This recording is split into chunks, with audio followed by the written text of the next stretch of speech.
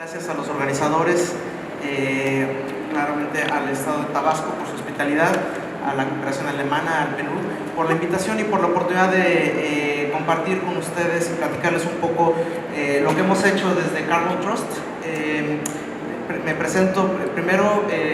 Yo estuve por varios años en el Instituto Nacional de Ecología y Cambio Climático, en la Dirección de Economía Ambiental, en donde ya desde principios por ahí del 2000, 2001, 2002, ya estábamos diseñando y trabajando sobre instrumentos económicos. Me da gusto que en uno de los videos mencionan a México precisamente en el instrumento de pago por servicios ambientales hidrológicos, algo que se diseñó desde la Dirección de Economía Ambiental y que reconocía ya las externalidades positivas de los bosques que no se estaban pagando y que se buscaba entonces cubrir el costo de oportunidad del bosque a los dueños para que se les pagara por esos servicios ambientales que todos disfrutamos, ¿no? Pero que no son reconocidos dentro de un mercado. Entonces, de eso les voy a hablar hoy. Les voy a hablar de instrumentos económicos que sirven precisamente para mitigar las emisiones, para reducir nuestras descargas contaminantes, para también recaudar fondos y que eso sirva también para incentivar más o financiar, invertir en precisamente activos ambientales. Por una parte, entonces, vamos a abarcar hoy instrumentos económicos y por otra parte también los que ya mencionaba Alejandro, que son los instrumentos financieros que son innovadores, que permiten, son recursos de deuda para un gobierno, pero también para una empresa, precisamente para hacerse de recursos y poder financiar esas inversiones sustentables que hacen falta. Entonces, así está dividida la presentación y bueno, la lámina que sigue, por favor. Ese es simplemente el contenido, lo que les acabo de decir. Vamos a ver algunos temas específicos como el impuesto ecológico que se implementó en Zacatecas, importante, y también vamos a ver el caso de la Ciudad de México como la primera ciudad de Latinoamérica que emitió un bono verde con muy buenas condiciones de crédito y que le permitió precisamente llevar esos recursos a diferentes actividades, a diferentes sectores que reducían emisiones y que tenían obviamente un beneficio social. Obviamente hay deuda buena, hay deuda mala, ¿no? Hay que asegurarnos precisamente que las condiciones sean mejores y que los beneficios sociales de esa deuda sean mucho más grandes, ¿no? La que sigue, por favor. La siguiente lámina, por favor. Esta es simplemente la presentación de la empresa. Somos una empresa de origen británico, sin fines de lucro, y que precisamente inició a partir de que en Reino Unido se establece un impuesto al carbono. Las empresas dijeron, ok, sí, nosotros estamos dispuestos a pagarlo, pero también necesitamos saber las formas en las que nosotros podemos reducir nuestras emisiones de dióxido de carbono, de gases de efecto invernadero, y entonces el gobierno de Reino Unido precisamente ocupa parte de recursos provenientes del impuesto al carbono para crear es una asociación público-privada que pudiera dar consultoría y que pudiera dar consejo a las empresas en términos de tecnologías avanzadas de bajo carbono, eficiencia energética, energías renovables, y así es como nace el Carbon Trust hace 18 años, precisamente utilizando recursos del impuesto al carbono y regresándolo a las empresas en términos de asistencia técnica. Hoy en día ya no pertenece Carbon Trust per se al gobierno británico, pero continúa con esa misión de un desarrollo bajo en carbono. Y llevamos ya varios años en México precisamente trabajando con la Secretaría de Medio Ambiente, con la CENER, pero también con los estados y los municipios precisamente en estos temas de sustentabilidad. La que sigue, por favor. Es simplemente en donde estamos.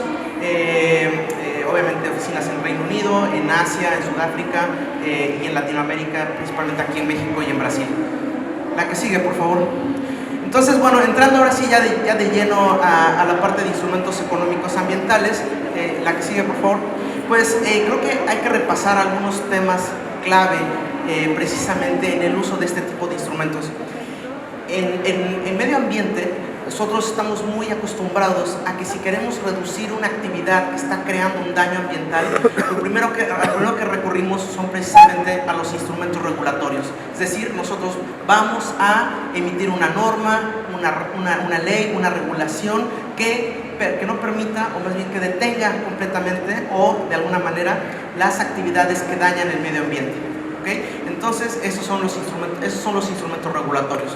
Sin embargo, existen también otro tipo de instrumentos que son los instrumentos económicos, y más que una prohibición, una regulación o una norma, lo que hacen los instrumentos económicos es dar precisamente los incentivos a las personas para que reduzcan esa actividad, ¿no? ese daño ambiental o esas emisiones al medio ambiente que nos dañan como sociedad, pero que nosotros les estamos dando un grado de libertad precisamente para que escojan. ¿Por qué digo que es un grado de libertad? Cuando nosotros ponemos un impuesto o un precio a las emisiones, las empresas y los consumidores son los que van a decidir cuánto van a reducir sus emisiones. Obviamente, como son entes racionales y económicos, van a decir, bueno, pues si yo tengo que pagar un impuesto, voy a reducir mis emisiones hasta el punto en donde simplemente ya soy indiferente entre pagar el impuesto o emitir ese contaminante. Obviamente los instrumentos económicos tienen que ser lo suficientemente altos para que den un mayor incentivo precisamente a esa reducción. Es por eso y es por esta característica en donde productores y consumidores escogen qué nivel de reducción de contaminación van a hacer de acuerdo también a su presupuesto, de acuerdo también a la tecnología que tengan, que decimos que es una manera costo efectiva. Nadie va a reducir más si le cuesta mucho más. Entonces, son costo efectivos, dan el incentivo y también obviamente tienen dos características muy importantes. La primera tiene que ver precisamente con que tiene unos costos administrativos mucho más bajos que usualmente los que tiene la regulación ambiental. Una regulación, una vez que tú emites una norma, lo que tienes que hacer es precisamente vigilarla, que se cumpla, ¿no? Y estar monitoreando al sujeto regulado para que se comporte y actúe con respecto a la norma. Sin embargo, en los instrumentos económicos estos costos administrativos son inferiores. Obviamente sí, la autoridad debe estar bien informada respecto a cuáles son las emisiones, qué impactos tienen en el medio ambiente, para que entonces puedan poner el instrumento, el pago, el impuesto. ¿Okay? Y la otra característica principal, y que es lo que nos trae acá, es precisamente su capacidad de generar ingresos para el Estado, ingresos para los gobiernos, que pueden ocupar ya sea para cuestiones meramente medioambientales, para reparar los daños, ¿no?, de la contaminación, o incluso pueden ocuparlo para cualquier otra cosa que tenga un beneficio social, ¿no? Láminas más adelante vamos a ver que la forma en que nosotros vamos a utilizar esos recursos recaudados es bien importante precisamente para la aceptación social que vaya a tener ese impuesto. La verdad es que poner impuestos nuevos o subir los que ya tenemos realmente enfrenta pues un rechazo obviamente de la sociedad. Muchas veces siempre es bueno en qué se van a ocupar mis recursos, ¿no?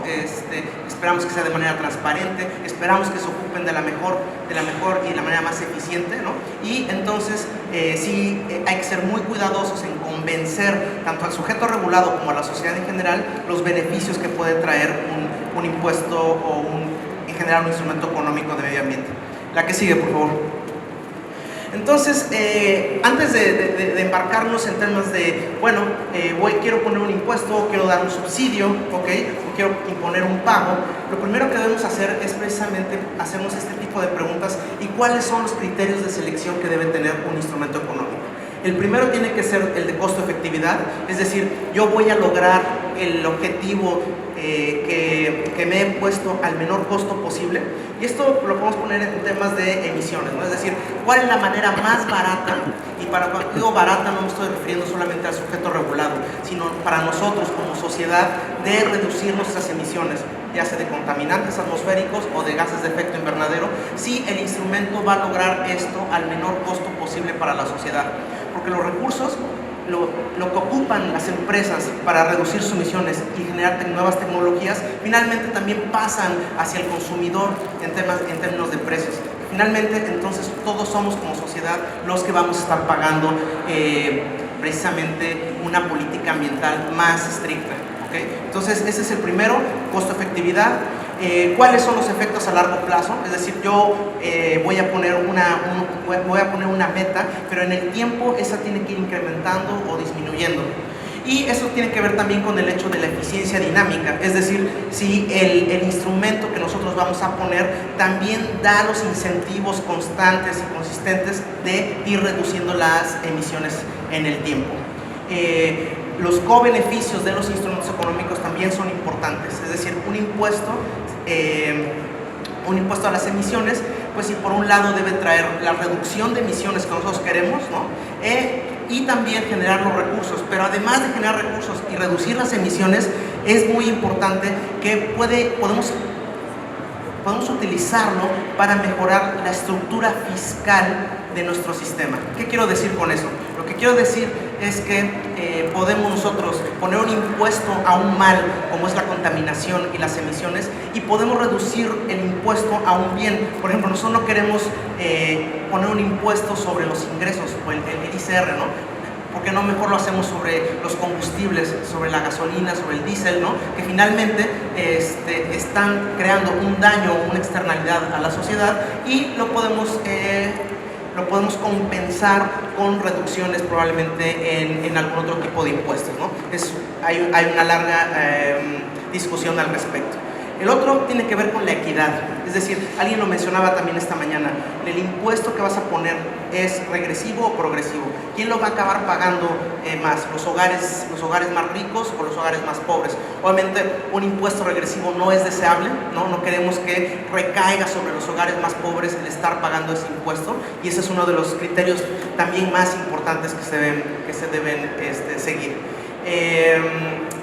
Hay un punto en términos de confianza, y es que nosotros en temas ambientales, como les comentaba, usualmente nos vamos por regulaciones o por normas, porque una vez que tú pones la norma, si la vigilas y la monitoreas, entonces estás seguro que vas a atacar el problema y que la contaminación entonces debería reducirse en el monto que tú dijiste que debería reducirse.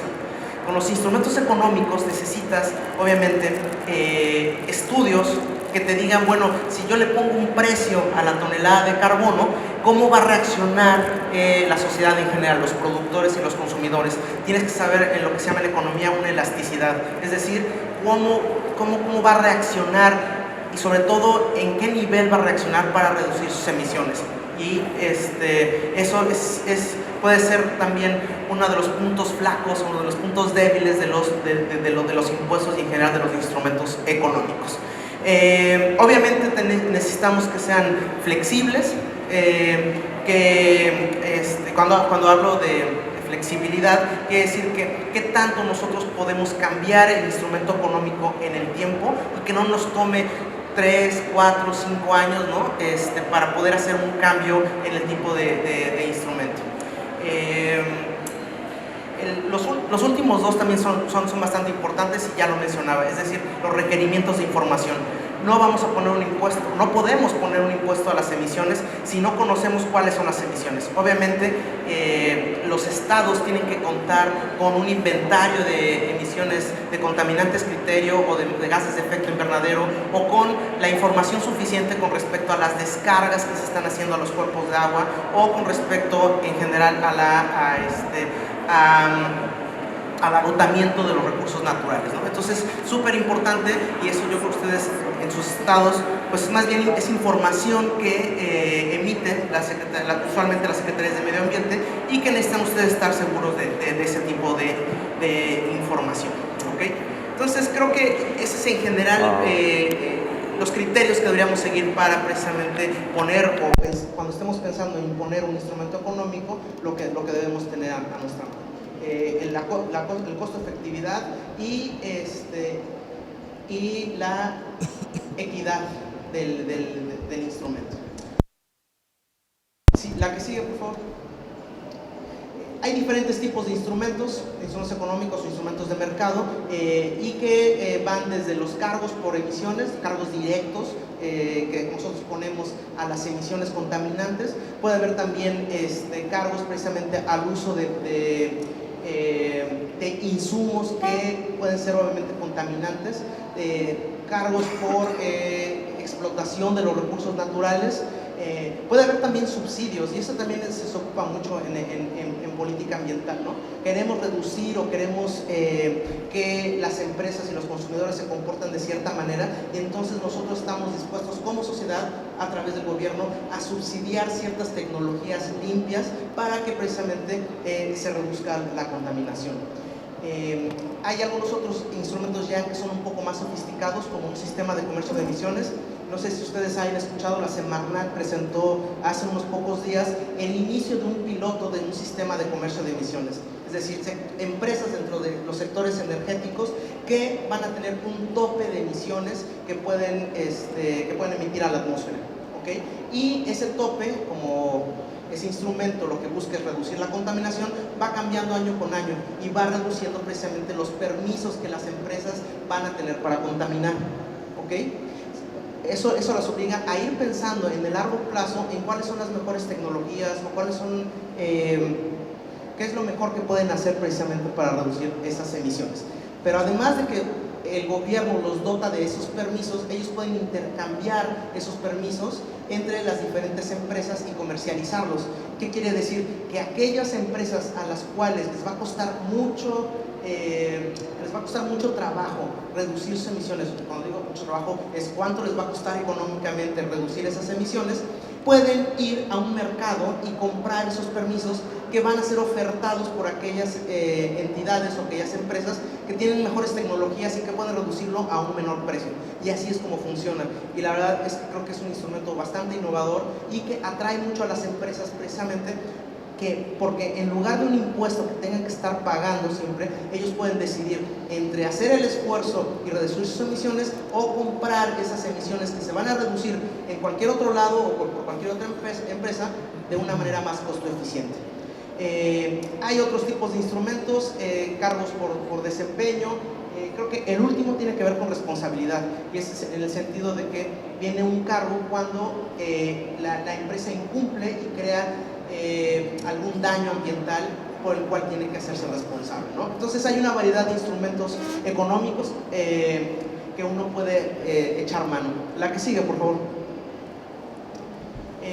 Entonces, esto ya lo mencioné, la costo-efectividad es el atributo más deseable del instrumento económico porque reduce la contaminación al menor costo. La que sigue, por favor. Entonces, ustedes seguramente sabrán que México desde el 2014 cuenta ya con un impuesto al carbono, y este es un impuesto al contenido de carbono de los combustibles fósiles. La que sigue, por favor. ¿Qué es un impuesto al carbono? Pues todo lo que les acabo de platicar, pero enfocado en las emisiones de dióxido de carbono o el contenido de carbono que tienen los combustibles, ¿no? Y que obviamente al ser quemados es cuando se generan estas emisiones de dióxido de carbono. Es un instrumento que busca incentivar y que ataca principalmente, o que ataca de manera única, estas emisiones que provocan cambio climático. ¿Okay? La que sigue, por favor. Y que este es un principio que también es ya muy conocido de la política pública, es que el que contamina paga, ¿ok? Entonces, si tú emites, y eso aplica tanto a productores como consumidores, porque usualmente tendemos a pensar que, bueno, pues si las empresas malas que contaminan el medio ambiente, pues realmente es que finalmente todo se hace porque se demanda, porque nosotros estamos consumiendo ese tipo de productos que tienen un colateral en términos de emisiones. Entonces también somos nosotros como consumidores que estamos provocando esas emisiones y que pues, habrá que pagarlas. Digo, alguien usualmente las tiene que pagar, ya sea de manera implícita, en términos de que el planeta está en una crisis ambiental, ¿okay? O de manera explícita a través de un precio o a través de una regulación con el costo que esto conlleva, ¿no? De cualquier modo se tiene que pagar. Entonces, aquí pues lo que se busca es precisamente dar los incentivos a adopciones de tecnología y aumentar el bienestar social, y ese es el punto del impuesto o del precio al carbono. La que sigue, por favor. Hay muchos ejemplos, hay varios países que han adoptado un impuesto al carbono, están enlistados ahí, México es uno.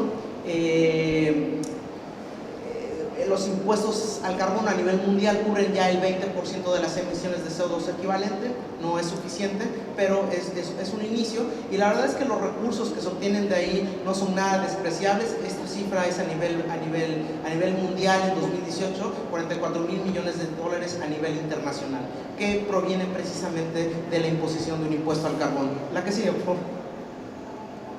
Y la verdad es que puede ser muy distinto como se aplica en diferentes países y a diferentes sectores. Sin embargo, la verdad es que la mayor parte de los países que lo han puesto usualmente lo ponen a los sectores de industria, de petróleo y gas, de generación de energía eléctrica. Algunos ya lo hacen con transporte. La verdad es que también todo depende, pues, qué tan difícil tú puedas medir. Hay una palabra que se utiliza mucho en la jerga de los que trabajamos en cambio climático, que es el MRV. Tienes que medir, tienes que reportar y tienes que verificar. Y si cumples con esas tres palabras, entonces tú puedes dar un seguimiento a las emisiones, taxarlas y obtener de ahí un recurso. La que sigue, por favor. Acá, bueno, simplemente hay unos ejemplos. La verdad es que el impuesto al carbono varía muchísimo, ¿no? Hay algunos países que lo han puesto bastante alto, como el ejemplo de Suecia, $127, otros menos. En México, el impuesto exenta al gas natural, ¿okay? Que a pesar de ser un combustible fósil, se le llamó en ese momento un combustible de transición, ¿no? Más limpio que otro tipo de combustibles, entonces se le exentó. Y en promedio, pues el impuesto al carbono en México es alrededor de $3 por tonelada. La que sigue, por favor. Entonces, como les platicaba yo, pues se estableció desde el 2014 ese impuesto al contenido de carbono de los combustibles fósiles. El impuesto tiene incidencia sobre 300 millones de toneladas que se emiten de los combustibles. La verdad es que las emisiones de México más bien están por el doble, por el orden de las 600, de acuerdo al INEGEI. Y bueno, este impuesto se encuentra incluido en la ley del impuesto especial sobre producción y servicios, grava combustibles fósiles y los grava con diferentes tasas de acuerdo a su contenido de carbono. La que sigue, por favor. ¿Cuánto se ha obtenido o cuánto ha obtenido la federación de estos impuestos? Pues esta gráfica lo muestra a través del tiempo. Ha ido disminuyendo, y eso tiene que ver más que nada con la actividad económica, más que en sí con el impuesto, porque el impuesto realmente no ha cambiado, no va a cambiar, y es poco probable que se vaya a incrementar en el tiempo, ¿no? No es algo que se esté discutiendo, aunque sería lo deseable. ¿Por qué? Porque si tuviéramos una trayectoria establecida respecto a cuánto nos están costando esas emisiones de dióxido de carbono, entonces estaríamos buscando como país, ¿no? Como empresas y como consumidores la mejor manera de ir reduciendo nuestras emisiones, ¿no? Pero bueno, pues finalmente en términos de recaudación tampoco no es nada despreciable. Desde que se puso hasta enero de 2019 son 35,623 millones de pesos lo que se ha recaudado. La que sigue, por favor. Híjole. Bueno, esa no se ve, pero tiene que ver con algo que es de mucho interés para este taller, y que tiene que ver cómo vamos a usar nosotros los ingresos recaudados. Y la verdad es que ahí también hay muchos ejemplos de diferentes países y cómo han utilizado estos ingresos. La primera categoría tiene que ver que estos ingresos los puede hacer uno neutrales, y esto es lo que les comentaba. Esos recursos simplemente nosotros taxamos a males ambientales como los combustibles fósiles, pero podemos regresar a la sociedad incluso de manera directa a través de una reducción en otro tipo de impuestos que sí mejoran nuestro esquema fiscal, ¿no? Y que dan la señal de que la contaminación es mala y hay que reducirla, ¿no? Entonces puede ser reducción de impuestos o simplemente a través de algún subsidio que el gobierno quiera dar. Ahora, está la otra parte que sí tiene que ver con el etiquetado de los recursos, y que pareciera ser desde un punto de vista medioambiental algo loable si nosotros decimos, ok, voy a poner una etiqueta a este recurso porque la voy a utilizar para la generación de energía renovable, o para dar un subsidio a vehículos eléctricos, o en fin, cualquier cosa que a ustedes se les ocurra. Sin embargo, lo que también se ha visto con los estudios es que usualmente etiquetar los recursos te puede llevar a políticas públicas que pueden ser regresivas. Ustedes se pueden imaginar por qué, ¿ok? Si yo tengo recursos a través del impuesto al carbono y decido gastarlo en subsidios a vehículos eléctricos privados, ¿qué es lo que estoy haciendo en términos de equidad? Le estoy dando los recursos a los hogares de mayor ingreso, ¿ok? Obviamente eso pues no es lo deseable en términos de política pública, y lo mejor sería tal vez sí hay una movilidad eléctrica, pero esa debería utilizarse en transporte público, por ejemplo, ¿no? Entonces, utilizar o etiquetar los recursos puede llevar a esas contradicciones que no queremos. Es decir, lo que queremos es incrementar el bienestar social, ¿ok? Entonces, en México, y ahí ya no se ve, pero abajo, en México, todo lo que se recauda del impuesto al carbono no está etiquetado, va a una bolsa general, y usualmente cuando uno habla con la Secretaría de Hacienda, dice, bueno, es que sabes que nosotros decidimos mejor qué es lo que se necesita, qué es lo que necesita el país. Vaya, si vamos a invertir mejor en seguridad, si vamos a invertir mejor en educación, ¿no? O si lo llevamos al tema ambiental, ¿no? Que obviamente si estamos obteniendo los recursos de ahí, pues deberían irse ahí. No es el caso, y usualmente se defiende precisamente con el argumento de la eficiencia fiscal, ¿no? Entonces, la que sigue, por favor. Ese fue a nivel nacional el ejemplo del impuesto al carbono, ¿no? Tal vez lo último que voy a decir respecto a ese impuesto es que al ser tan bajo, ¿no?, tampoco crea las señales que nosotros queremos en términos de, oigan, es malo emitir, hay que reducir las emisiones, ¿no? Porque tienen un costo. Pero cuando es tan bajo, pues simplemente se paga y se sigue adelante, ¿no? Entonces, no debemos olvidar que los impuestos ambientales o los instrumentos ambientales en general tienen el objetivo principal, no recaudatorio, sino de reducir la contaminación.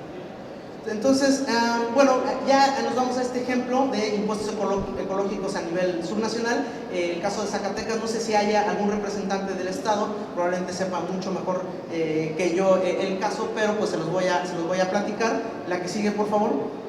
En el 2017 el estado de Zacatecas incluyó ya dentro de su ley de impuestos ecológicos, de su ley de ingresos de 2017, los impuestos ecológicos, ¿no?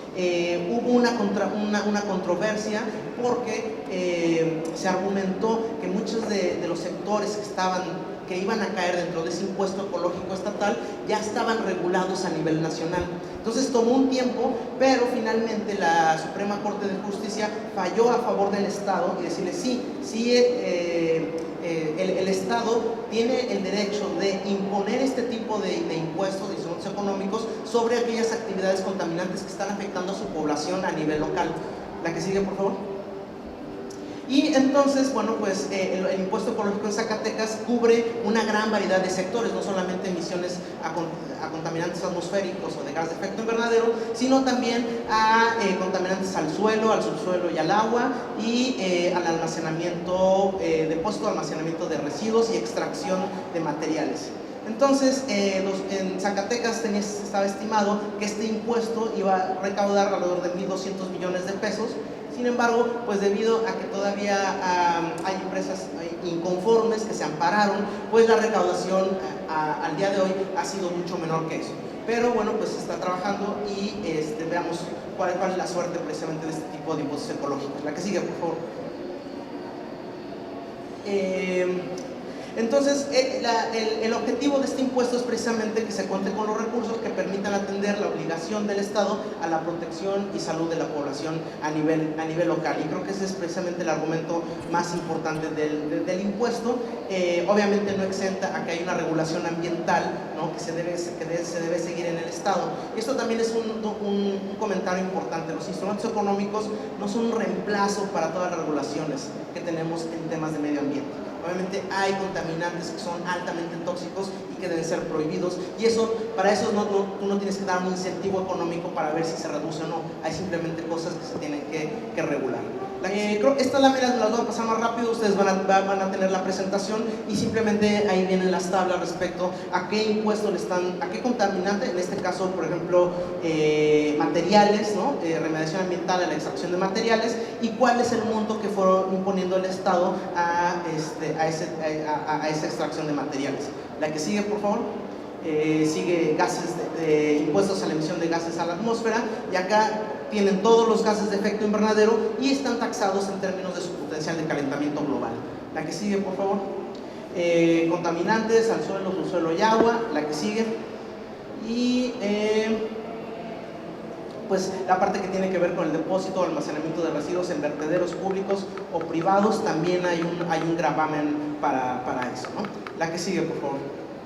Entonces, y acá en particular, ¿cuál es el uso, cuál es el destino de los recursos que se pone en el Estado, ¿no? Pues se van a ocupar primero para obra, infraestructura y operación de los servicios de salud, remediación, si es que se rompe el equilibrio ecológico por alguna actividad contaminante, inspección y vigilancia, desastres naturales, reubicación de viviendas que se encuentran en zonas de peligro y pues las materias a las que se hace referencia en la Ley General de Cambio Climático que tenemos en México.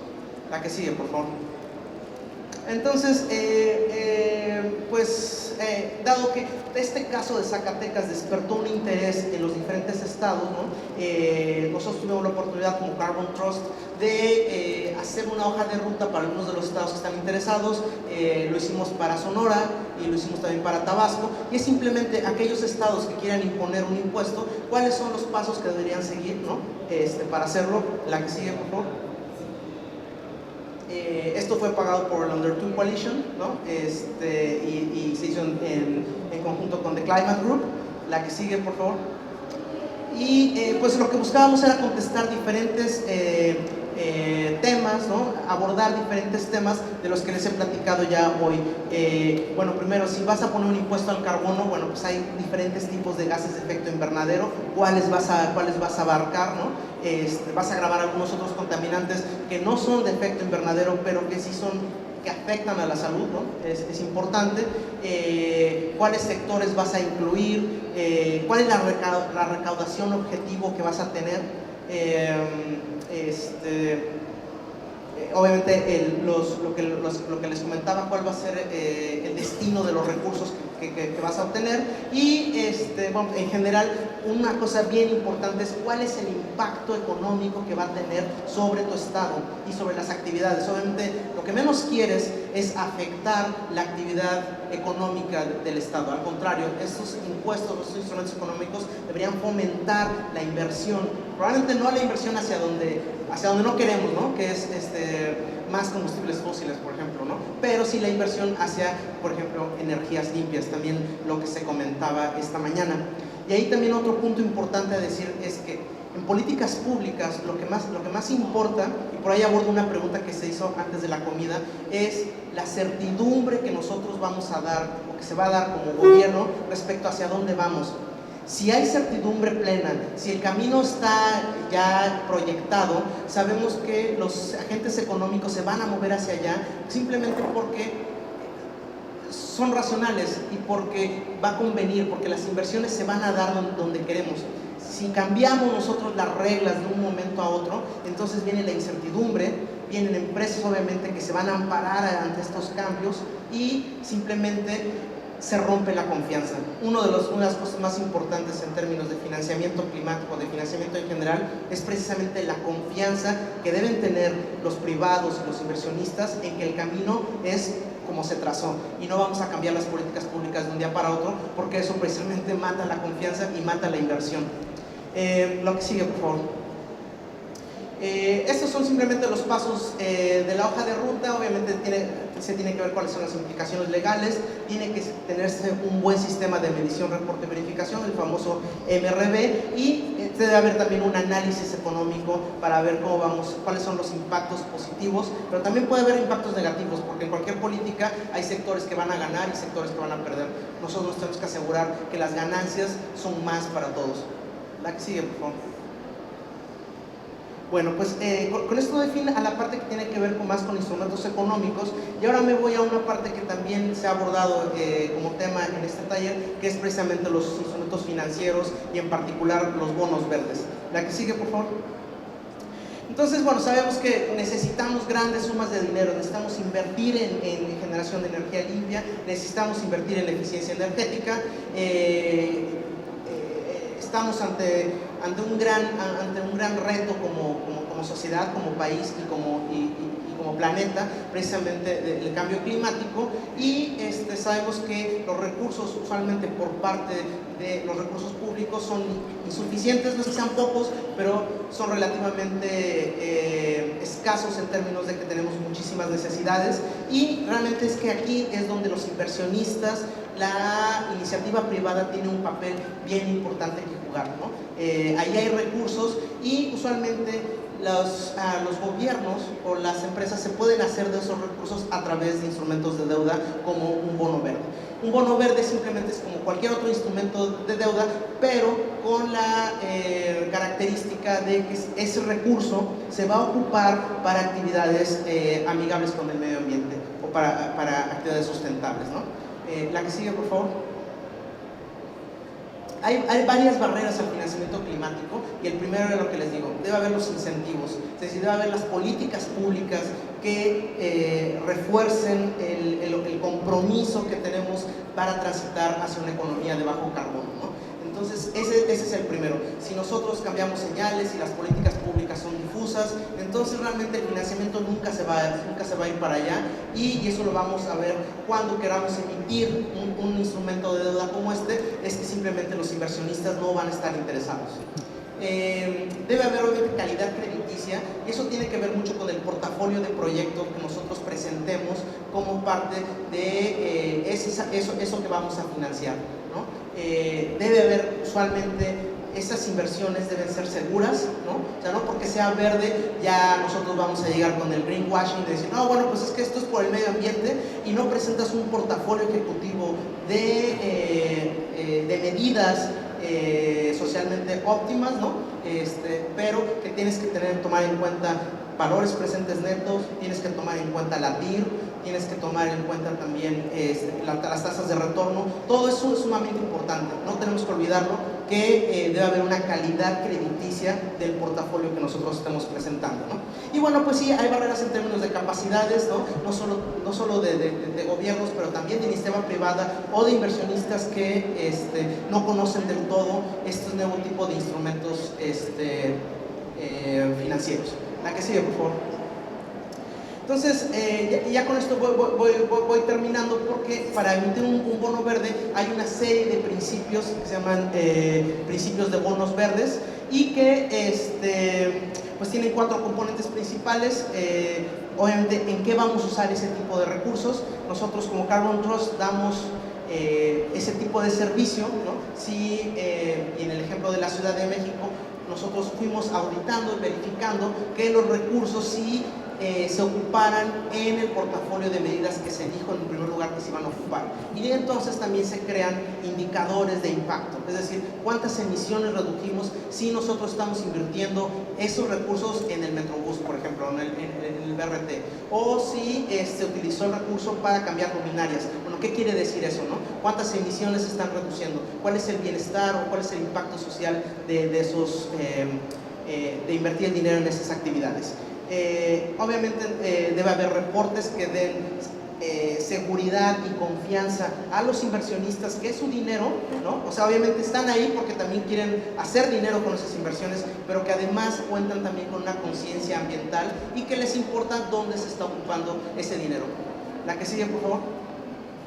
Entonces, las prácticas de los bonos verdes son importantes. Debe haber un reporte, un seguimiento y revisiones externas. Esto le da credibilidad al mercado en términos de que yo emito un bono verde y va a tener un impacto positivo. Se tiene que mejorar, tiene que ser muy bueno, tiene que ser el mejor en términos de transparencia. Obviamente tiene que haber una mitigación y tiene que haber una reducción de impactos negativos. hay que reducir los costos de transacción para los inversionistas. Los inversionistas no son especialistas en cambio climático o en temas ambientales, pero sí quieren saber de una manera muy transparente, muy sencilla, que su dinero se está ocupando bien. Y eso por eso es importante ese tipo de reportes o seguimientos. Y esto hace también entonces que haya un mercado más amplio precisamente para este tipo de instrumentos. La que sigue, por favor. Y bueno, ya finalmente el caso de la Ciudad de México, la que sigue. Ustedes conocerán probablemente bien el caso, ¿no?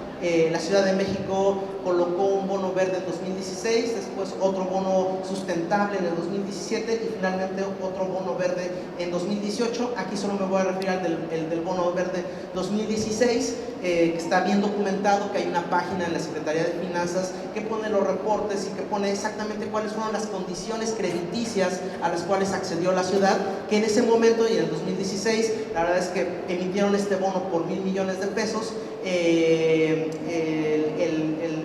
La tasa fue una TIE 28 días TIE 28 días en ese momento, que no debe ser del 5.8% más 42 puntos base, ¿no? Lo cual la verdad es que la califica bien, porque además hubo una alta demanda de inversionistas precisamente para ser parte de ese bono verde. ¿Qué fue lo que sucedió en ese momento? La que sigue, por favor.